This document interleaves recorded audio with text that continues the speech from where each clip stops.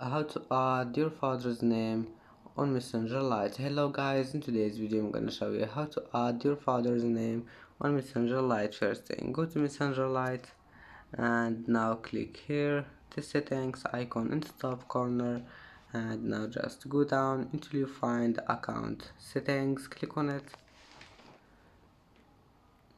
and then click personal information, and now select name and then click add a nickname here, and then just click nickname and select father's name, and now just add your father's name here, and after you add that, click here save. And that's it for today's video. If you like this video, please don't forget like and don't forget subscribe, and thank you for watching this video. See you in the next video.